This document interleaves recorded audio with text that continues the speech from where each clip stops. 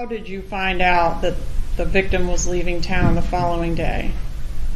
I can't remember that good. Was it from a blog? Objection, Your Honor. Leading. It's not leading, Your Honor. Was it from a blog? Yes, ma'am. Okay, what blog was that? The blog was Wendi. You were referenced several times, not on direct examination by the state, but by your brother's attorney on cross as a co-conspirator. Are you charged in this case? No. This isn't your trial, is it? No. Is your brother charged with conspiring with you to do a murder? No. Is he charged with conspiring with you to plan a murder? No. Is he charged with soliciting you to do a murder? No. Who is he charged with doing those things with? I don't think anyone.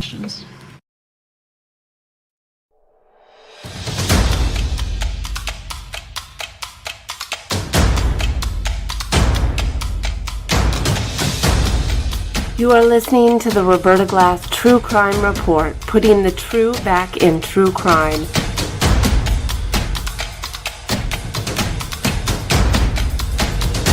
From New York City, Roberta Glass is now on the record.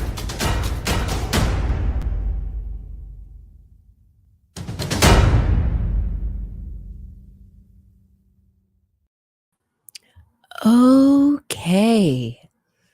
How is everyone?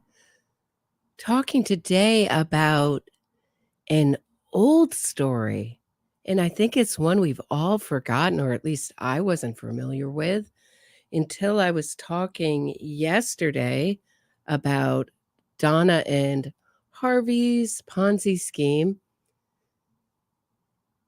the scheme that they lost, what Wendi says, and she's such an unreliable narrator, so who knows? She says they lost their whole life savings. Who knows if that's true or not? And I started reading their statement, which everybody I think is familiar with. It's that anyone who believes that the Adelson family was involved in Dan Markel's murder is believing some fanciful fiction. So it's pretty much become a meme in this case at this point. Much like Donna Adelson's arrest footage is now becoming a meme. May do a show about that on Saturday. But in that article with the statement was just a little bit about Wendi Adelson's electronic devices being searched after Dan Markel's murder and some suspicious searches found on that phone.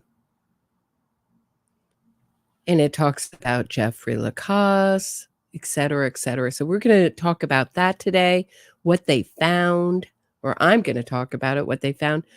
But before I do, I want to talk just a little bit about Donna Adelson becoming just such a meme in this case.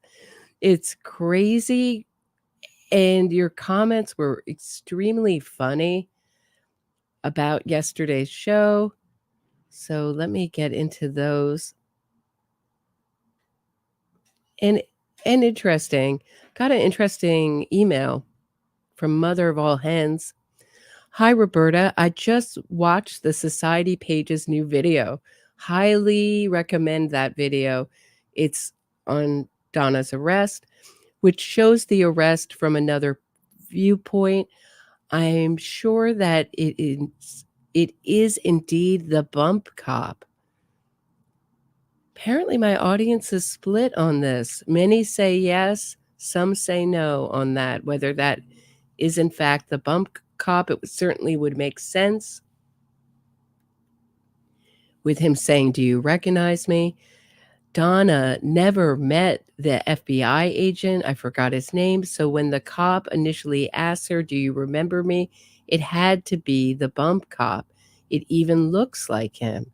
Also, her concern over Harvey's way to get transported home, I think, is not at all a concern, but a diversion tactic. Very interesting, Mother of all hens, from her, and just another way she is trying to exert control. And so much about Donna is about control.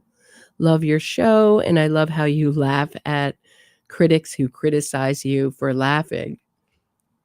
Regards, Mother of all hens. Yeah, there's so much control issues. Where are we going? Where do we go next? And you can see the wheel spinning. And of course, my favorite part of the whole video, I think I have two favorite parts. One is when she's arrested and she shouts out, here we go again. Here we go again. Like, here we go again, Donna. Honey, you've had years and years of freedom. What do you mean again? Are you talking about the bump? Or is it just like, oh, here's my family being persecuted again? That's what I thought it was. And I thought it was really for an audience. It was for the people in line. Like, I want everybody to know, over here, everybody, getting falsely arrested, falsely accused, everyone. This is horrible. I want everybody to take note. Right here, this fancy lady is being falsely arrested. You know, in line. It was so public. It must have been humiliating for her. And what Donna is concerned with is her public image.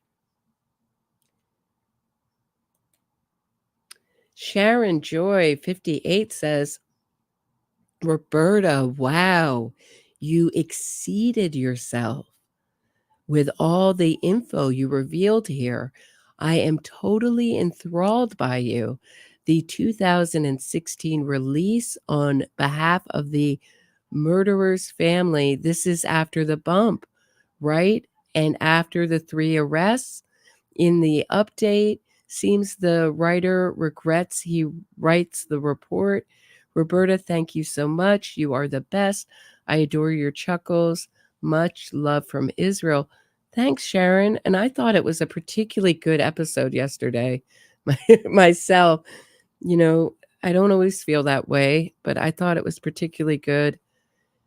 Just in the amount of information I was able to squeeze into that period of time. So I believe the bump, am I right? The bump was 2018, but I may be getting even numbers confused. Destroying the works of the Dev 9349 says, that's right, Donna's biggest concern was how Harvey was going to get home from the airport because he happens to be an 80-year-old man. By that logic, they should just let Donna go because her husband is 80 years old and he has to go home from the airport somehow. Yeah, it was really funny. The great comment destroying the works of the Dev. It really is like, can you give my husband a limousine ride home? Just even they're asking for special treatment. Harvey's asking to take the handcuffs off. And as Murder by Maestro pointed out to me, saying she's not going anywhere. She was just picked up fleeing to a non-extradition country. So I'm sorry, the trust has been broken here a little bit, guys. And she's not getting any special treatment. But Murder by Maestro, speaking of, did the funniest, I took out the music because music's always a drag for my YouTube channel if it's not a short. And of course my podcast. But Murder by Maestro did a short of Donna morphing into a Great Dane. So I thought she looked like a turtle in the back seat. And he begs to differ. Check this out. There it is, and in all its glory, right? You can see her morphing in. So it's really becoming a meme. Other people are calling it the longest perp walk. I hear that Rashbaum right now is on STS being interviewed. And someone asked me if I would ever have Rashbaum on. Yeah, I think I would, but I got really discouraged asking people from that side of the fence to come on my show. They tend to say no, tends to just go into the ether. They tend to ghost you. But maybe I should try. I would really like to know what he did as a prosecutor. And I find it very interesting that he puts out his wins there, because when I was interviewing John Lewin, Deputy DA John Lewin, who's known as King of the Cold Cases, he's won every cold case he's tried since, I believe it was 2002. And when I would speak of his record, he really didn't like being associated with that record, even though his winning record on cold cases, because he's lost other cases that are not cold cases. And he just felt it was, he said, you know why I win cases is because the people I try are guilty. So very different than Rashbaum, who really seemed to use that as his calling card.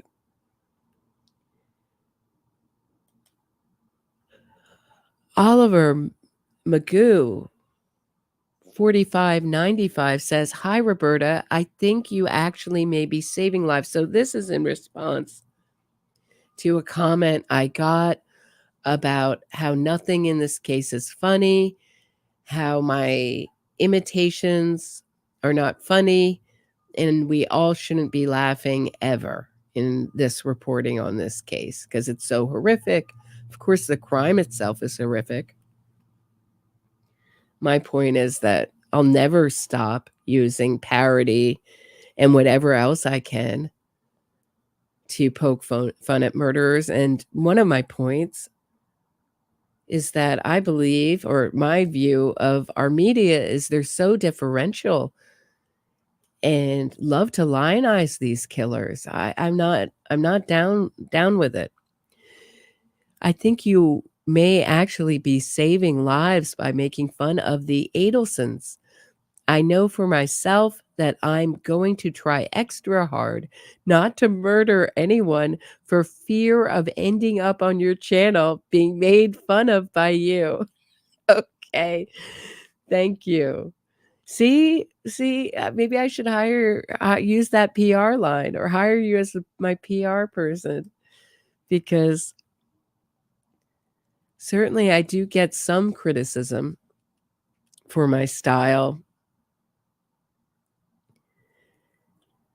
I'm going to take a quick break. When I get back, less than a minute, we're going to talk about what's found on Wendi Adelson's phone after the break. Don't go anywhere. If you are enjoying this episode of my True Crime Report, please hit the thumbs up, subscribe to the channel, and share this episode. Get access to exclusive podcasts and other bonus content by becoming a patron today. If you have a question or comment for me, shoot me a super chat and I'll do my best to answer it and read it on air.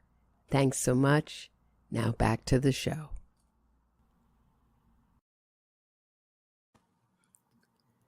Okay, here we go. So, as you might remember, when we're going way back, so I almost feel like we should have one of those screen ripplers, like going back in time.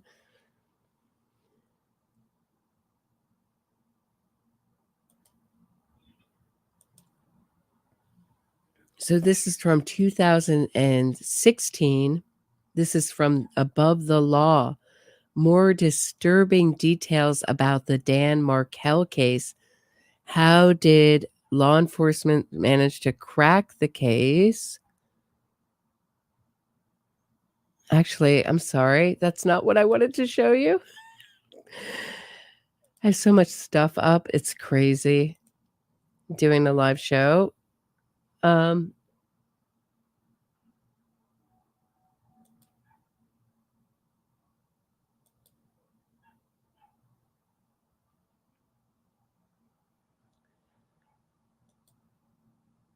Okay, here it is.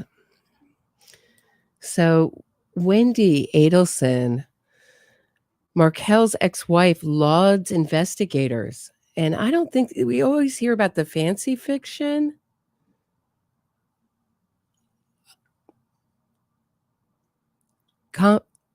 Statement. Here's Wendi's statement. Markel's ex-wife lauds investigators arrest the ex-wife of slain State Florida law professor Dan Markel said an arrest in the case this week offers some closure for her and their children.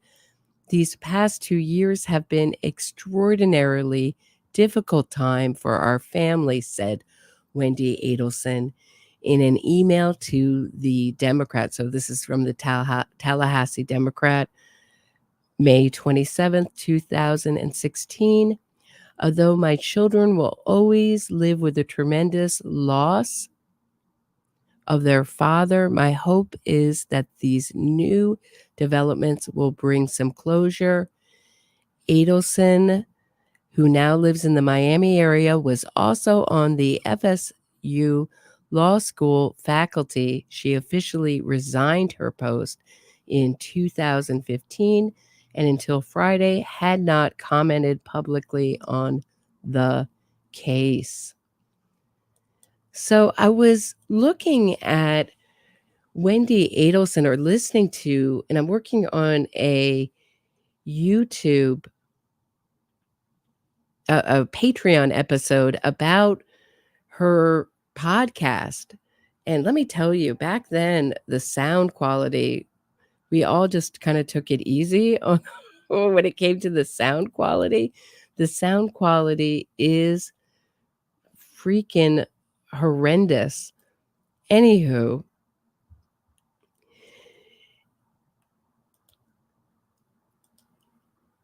she is so revolting in that podcast and so incredibly,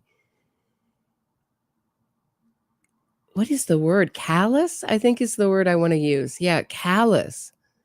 And they're all commenting, and it's so interesting. The first woman commenting is like, I've heard about Wendi's accomplishments. I'm not really getting a connection to how she was feeling. Like, she picks up on her narcissism immediately. So the podcast, Wendi wanted to write about being the surviving ex-wife of a husband who's murdered. And the first woman who comments in the class, so it's set up, the podcast is set up like a class. So the first woman in the class is like, what's going on with her? This is like, she gets that gut feeling that we all get with Wendi, that something is terribly, terribly wrong with her. And just to give you an idea of, this is from the Tax Proof blog, who really follow this case. Documents reveal Wendi's odd behavior after murder of Dan Markel. The just released documents also shed new light. This is written by Paul Karen. And it's from August 2nd, 2016. Shed new light on Wendi Adelson's behavior before and after her ex-husband's murder. One of the reports describes an investigation into Jeffrey Lacasse, a former boyfriend of Wendi Adelson. Lacoste, an FSU professor, was cleared as a suspect a few days after Dan Markel's death. Several weeks later, on August 12th, Lacoste contacted Tallahassee police investigators to tell them about text messages between him and Wendi Adelson he had been reviewing. He said he and Wendi Adelson made reservations to travel to California July 11th to 17th. She canceled plans on June 4th, 2 weeks before Rivera and Garcia traveled to Tallahassee during what investigators say was a botched first attempt to kill her ex-husband. Lacoste said Wendi and others had told him 3 weeks after Markel was killed, her brother Charles Adelson contacted her and asked her to go out and celebrate. The dinner was memorable. Wendi Adelson vomited on the table. Lacoste found that highly suspicious. Or did she just throw up on the table? I'm talking about how she changed the language in her examination with Georgia Kappelman. Georgia Kappelman said threw up, and she said, yes, I vomited. Very much like her brother does the same kind of language change in his answers. Means the same thing, but he'll use a different word. And so will Wendi. He believed that Wendi Adelson may be indirectly responsible for the murder of her ex-husband, Daniel Markel. The December 4th, 2014 Tallahassee Police Department report says, when I informed him that Wendi was not a suspect, he said, well, she should be. Right on, Jeffrey Lacoste. Within hours of Markel's death, investigators began to look to his ex-wife. Within hours. So they were looking at her. That had to be during her, or shortly after, or during her interrogation or her police questioning. 3 days after Markel was killed, a judge signed a search warrant for information on Wendi Adelson's phone. And investigators began searching her web browser and email records.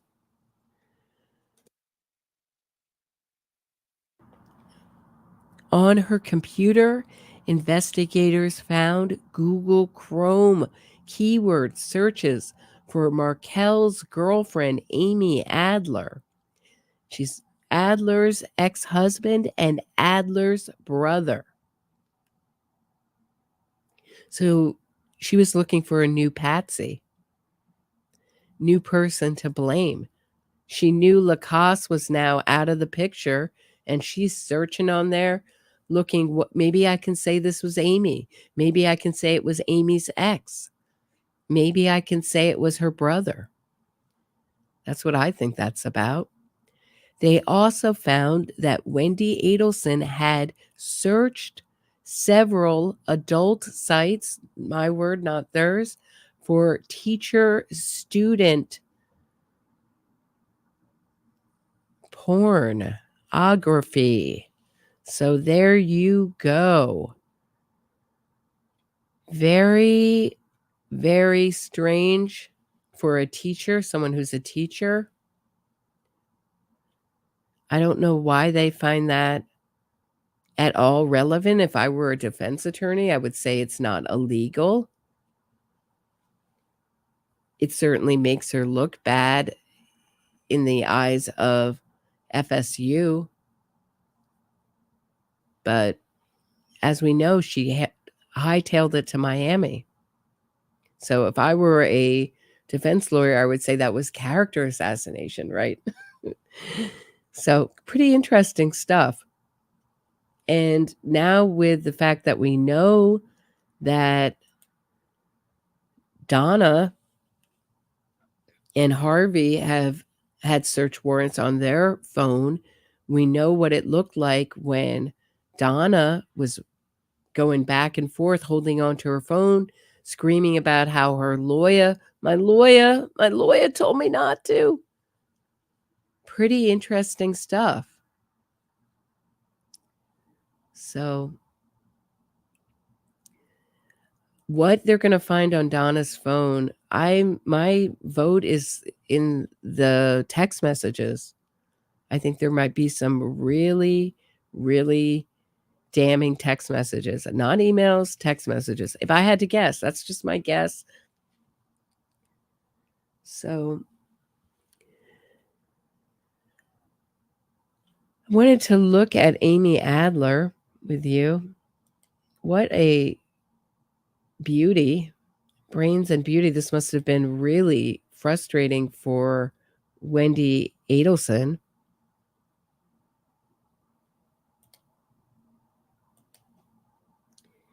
Here's Wendi Adler. She's designer Jonathan Adler's sister,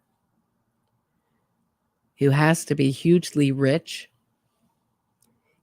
I believe he's married to or lives with this guy who's very famous for designing windows, these Barney's windows in New York. So there used to be a store in New York called Barney's. It's like one of those extremely high-priced luxury goods department stores, like a Bergdorf Goodman's or a Henry Bendel's. So both those have now closed. Not Bergdorf's is still around, but the windows around Christmas time were just notorious for being outrageous, eye-catching. People would just stop, take pictures, really original, and he lives with him. So here's the really, really pretty Amy Adler. She teaches law. She's a lawyer and teaches law around art at NYU, and I thought we'd just take a listen to a few minutes of it. Before we get into the subject, that academics tend to dismiss meme culture and to think of it as some sort of abject Gen Z joke that everyone hopes will pass. Everyone meaning old academic people. That it's pathetic shards of pop culture. It's hard to understand what it means. But we really think meme culture is extremely important and worth paying attention to, and that's what we seek to do in this paper. And I will say that we came to the paper, we've been talking about memes for a long time together and actually individually. And what we share, and we've done a previous paper together, what we share is an interest in pop culture and all kinds of culture, including pop culture and low culture, and in digital culture. So with that, I believe Jeannie's gonna start us off. Yeah, Kind of ironic, right, that she's talking about memes when I started the show out talking about Donna being mean. But when I saw that, when I saw the title, I was like, oh, well, I have to clip it from there. And so that was from about 2 years ago. So it gives you an idea of who she is, what she looks like. For those listening on podcast, black hair, very kind of a heart-shaped face, little bit of one. And I would think that Dan Markel would have loved to debate with her all these aspects of law. And the reviews on her classes, it's a very popular class at NYU. So pretty interesting. So that's what I have for you today, really. That's what I have on the docket. Just a really short show for today. If you guys have questions, I can answer questions. I don't know. But I just had a quickie for today.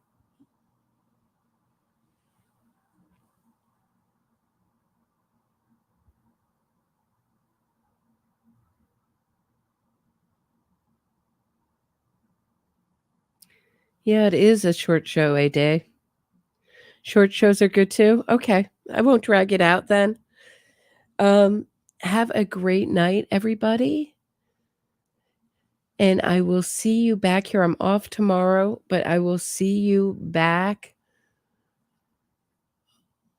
on Dan traded up. Traded from, well, he was Donna's lawyer, Donna and Harvey's lawyer before he was Charlie's, and then he went back down. Yeah. So have a great night, everybody. And I'll see you back here on Saturday. I think it's going to be a show about Donna. So, and the arrest footage. So I'll see you then. Have a great night, everybody.